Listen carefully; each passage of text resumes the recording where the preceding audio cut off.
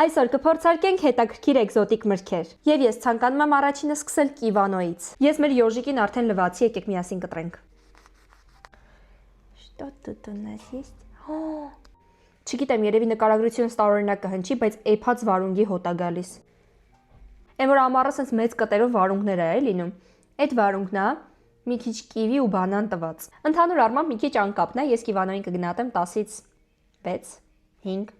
4։ Հաջորդը կփորձենք տամարիլոն։ Տամարիլոն ասում են, որ նման է լոլիկին։ Ներսից sense հետաքրքիր տեսք ունի։ Եկեք փորձենք։ Այս հատվածից sense կդերցնենք եւ ամպ։ Սկզբում զգում ես թթու լոլիկը,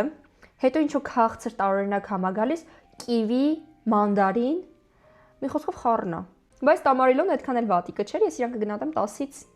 կես լիմոնոտ, որ մի քիչ քաղցրություն ուներ, դառը համը մեջը չլիներ, մի քիչ վերջում դառնա համա տալիս։ Ես իրան կգնահատեի 10-ից 1 լիմոն, որովհետև հետաքրքիր էկզոտիկ համ ունի։ Եվ վերջում կփորձարկենք ֆիզալիսը։ Ֆիզալիսը իրականում ամենասիրելի միրգն է, այսի միրգը թե հատապտուղ է։ Ինքը ունի բավականին նուրբ, թթու, բալանսավորված համային երանգներ։ Ես որպես այդպիսի միրգ չսիրող մարդ, ֆիզալիսը շատ եմ սիրում։ Եվ միանշանակ այն գնահատում եմ